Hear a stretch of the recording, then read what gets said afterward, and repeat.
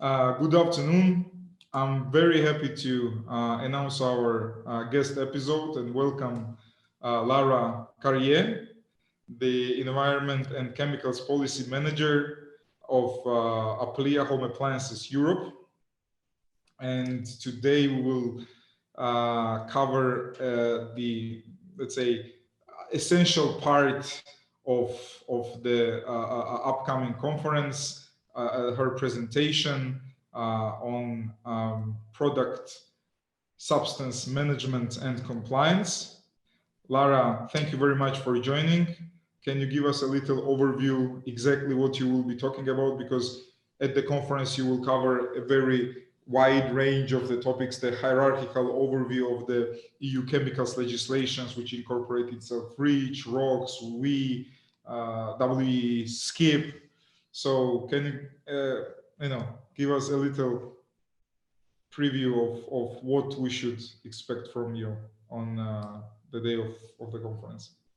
Yeah, perfect. Thanks, Georgie. Yeah, indeed. So APPLiA indeed stands for Home Appliance Europe. So the association actually covers a very broad panoply of different products. They range, from coffee machines, microwaves, but also everything that cleans. So washing machines, dishwashers, including as well heating, ventilating, and air conditioning equipment. So as you can see, it's a very broad scope of products. And that is also why we have a very broad scope of different legislations, European legislations that actually apply to our products. Indeed, I wanted to talk, I think, first of all, about REACH, because even if we are at the very last end of supply chains, the consumer products manufacturers, and really putting, I would say, the products on the EU market, everything which actually happens at the REACH level also actually will have an impact on our sector. So, REACH is the mother of them all chemical legislation in the EU. It has been implemented now for over a decade. And it actually, talks about hazard identification, hazard characterization, but also exposure assessment, risk characterization, and risk management of chemicals. So REACH is a lot about substances and mixtures. And sometimes, when you have hazardous chemicals and you need to risk manage them, REACH actually provides and foster the principles to implement the risk management measures of those chemicals in products. And as I was saying, everything which, everything that happens actually at REACH and CLP level will, provide an impact to our sector. And my job is to monitor what is happening at the REACH level, to actually have as well a close collaboration and communication with the upstream suppliers of materials, so that the manufacturers of products are fully compliant and fully aware of what is happening upstream at the chemical level, let's say. So REACH is very important to us, and my part of my job is actually to understand what is happening at the REACH level, and then inform my members about it, and so that we can be fully compliant to it. And then, of course, because home appliances are what we call EEEE, so it's electrical and electronic equipment. We're part of this EEE sector or EEEE sector. That also means that when the home appliances actually reach the end of life stage, they become what we call WEEE, so waste, electrical and electronic equipment.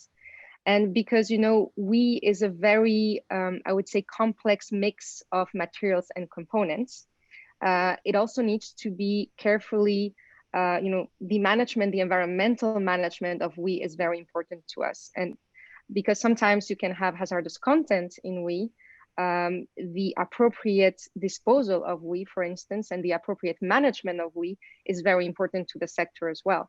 And this is why the WEEE directive was developed and put in place back in 2003. And this is a very important sectoral legislation as well to us.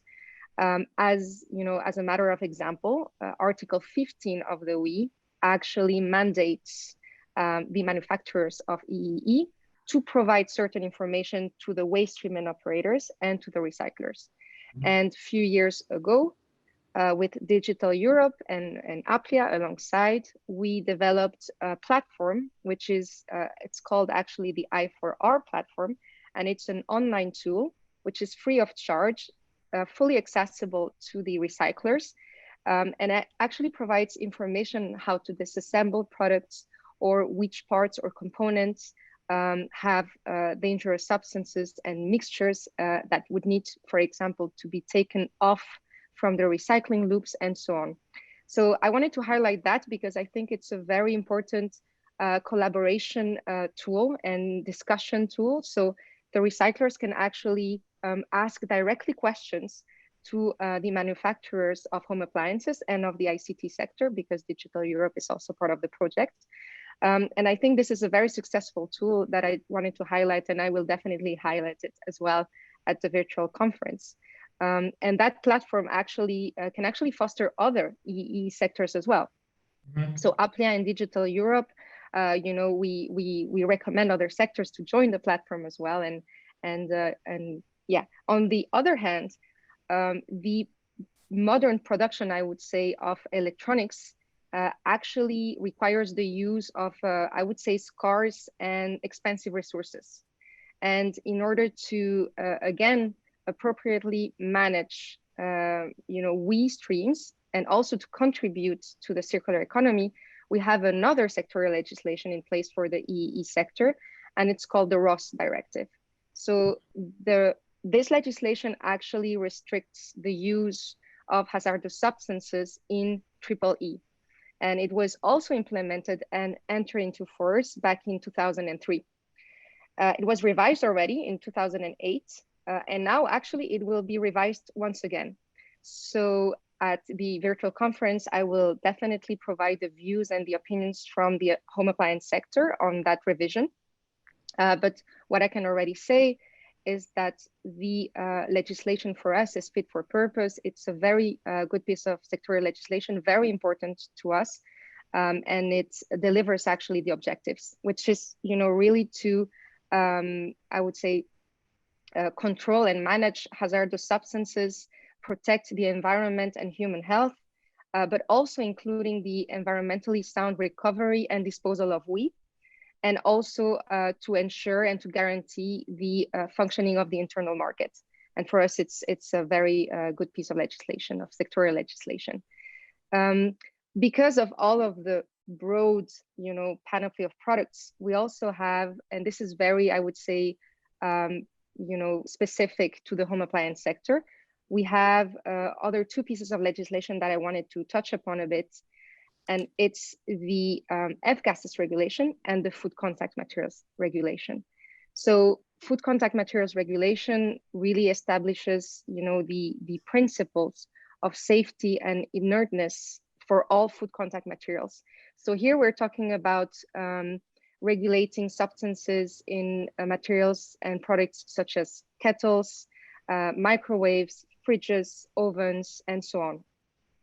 And the food contact material framework regulation will be reviewed as well, actually, in the few years to come. And this was specifically mentioned in the chemical strategy for sustainability. So at the virtual conference, because this regulation is quite important to us as well, I will definitely provide the views and the opinions from the home appliance sector.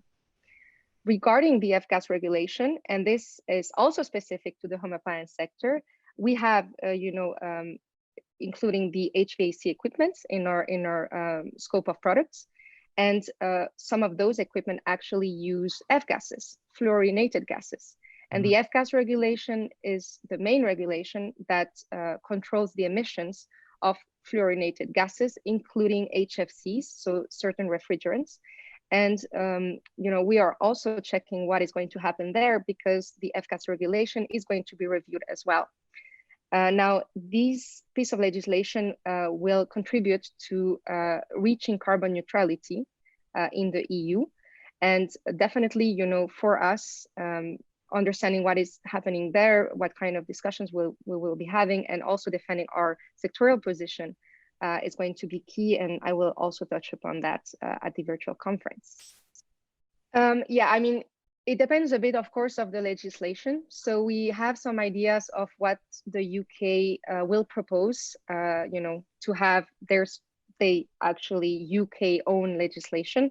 We know, for instance, that for the F-gases regulation, if those are the latest updates, we know that the UK will kind of make a copy paste of the EU F-gas regulation. But of course, the F-gas regulation is a very complex piece of legislation. And every time you import or export gases, you need to have, you are actually part of this system where you need to buy quota for using certain HFCs in the EU. And of course, the fact that the UK will potentially copy paste as is the EU F-gas regulation will, most probably have a kind of overlap in that system. So that's quota system. So that we need to be very careful. And we, are very much monitoring what the UK government is going to be doing there. So the DEFRA, I think it's called DEFRA indeed.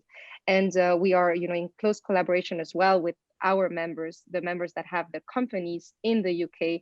So to try to understand a bit how it will look like in the future. For the time being, we don't have, I would say, a very clear view of what is going to happen, unfortunately. And we have pushed as well the UK government to, implement their rules as soon as they can, so that we have legal clarity and so on, and no overlap, and no contradictions as well with the EU F-gas regulation.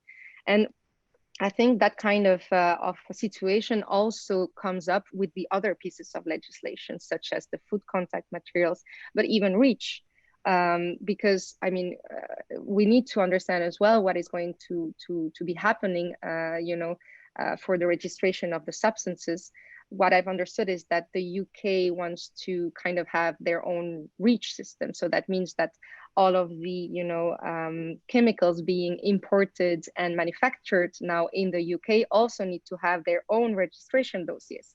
And that also means that, for instance, if you would have regulatory initiatives on chemicals there, and if that is in contradiction with something that is happening here, then of course that will create a lot of complexity and difficulties. And again, legal blurriness for the stakeholders that needs to comply with such a regulation.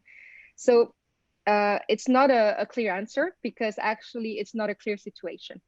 The F-gas regulation will definitely be something that is going to be quite high in our agenda, because we know that the UK will, is intending to copy paste the EU F-gas regulation. And we actually already have some issues here at the EU level that we would like not to, for those issues to be repeated in the UK F-gas regulation. Now, on the Waste Framework Directive, now, what I've understood is that the UK, for instance, will not implement the SCIP database. So this is actually, something interesting to know and to understand. I think it's confirmed, but for the timing, the latest news that I have is that the UK doesn't want to implement the SCIP database. So the SCIP database then in the UK, of course, will not, be something of an issue to us, since they are not intending to implement it. But of course, that maybe needs to be double checked. But this is what I know from the latest news. First time I hear about it, but it's very interesting news if that's what will happen. Exactly, but this is maybe something also to think about, because the SCIP database, of course, in Europe has now entered into force since the 5th of January 2021, and what we are a bit afraid is that, for instance, the SCIP database is not implemented in the same manner across Europe. So, for instance, that some member states are, having different interpretations of the legal text, having, different interests in what kind of, substances they would like to have more in their, SCIP database, or what kind of, maybe they can push for some kind of information and enforce a certain part of the SCIP database that will not be, enforced as is in other member states. So that kind of potential unharmonized manner of implementing and enforcing the SCIP database, that is something that, you know, we will be closely monitoring as well, because of course we would like to have a kind of, you know, EU harmonized tool that the companies, you know, they provide the data that is required for the SCIP database, and they are compliant, fully compliant with the law, with Article 33(1) of REACH, for instance. But indeed, you know, from the UK perspective and Brexit and so on, if, you know, the question was related to SCIP database, well, if it's confirmed that the UK will not implement the SCIP database, then that is, you know, something that we can potentially, you know, have in our minds, and we know that it's not going to be, you know, an issue in the UK, let's say. You know, the chemical strategy is very ambitious, you know, strategy actually from the Commission, and we support, you know, definitely the objectives of the strategy. We have been now discussing for some months now with the APPLiA members on how to react and on what to react as well, because for the time being, we know that there is going to be more than 52 regulatory initiatives, potential regulatory and non-regulatory initiatives, but it's not very clear exactly, you know, what is coming up. However, I think there are some topics that are quite interesting on, you know, on which we need to reflect on as an industry. And for instance, the interface between chemical waste and product policies is something that is very interesting to understand. We are, you know, having discussions on legacy substances. We are having discussions on chemical requirements between primary and secondary raw materials, on the recycling technologies, and so on the upcoming sustainable product initiative, which will be also a very important piece of, you know, not, I don't know whether it's going to be a legislation, but, you know, definitely an initiative that will come up as part of the strategy. And also another chapter, which is, I think, very interesting, it's the whole essential uses concept, which has been now as well, you know, developed in the strategy. So this kind of idea of proposing, of restricting substances, grouping and restricting substances, unless, you know, it is an essential use for citizens, for society. So we have quite a lot of question marks, you know, who is going to decide what is an essential use and what is not an essential use, what is a sustainable society, and so on. So it's a very good question. Yes, so we are, you know, already trying to understand a bit where the Commission wants to go with this. We also know that there is quite a lot of, I would say, not push, but potential development of switching from a risk-based approach of chemicals and chemicals in products, you know, managing chemicals and chemicals in products, to a hazard-based one. And this is, I think, hidden behind this kind of proposal, which is called the generic approach to risk manage chemicals in product legislations. And that topic will be quite relevant to the sector, definitely. And for instance, all of the ongoing work in the PFASs, you know, the PFAS topic, which is quite important for us as well. So there are numerous of subtopics, I would say, in the strategy, and yeah, I will be more than happy to, you know, provide the opinion and the views from the sector in March at the virtual conference. We have been, you know, thoroughly working on these points. It has been a lot of work, but we have managed to reach a position on several important topics. And I will be more than glad to explain those and inform more the members about that and the participants of the virtual conference. Lara, looking forward. Thank you very much. Thank you very much for finding the time. Looking forward for your presentation. Looking forward for your participation. I would remind that we would have, apart from a presentation, the conference will be highly interactive, with breaking the delegates into working groups in different streams after every two, let's say, general presentation, where we would follow up on the topics that were presented. So definitely a very interesting gathering ahead of us. Thank you once again for bringing forward the interesting facts, interesting information, interesting rumors, if I may call them like that. I hope to see you on 25th of March, and hopefully we will bring a lot of value to the participants. Thank you very much once again, Lara, and have a great afternoon. Thank you very much.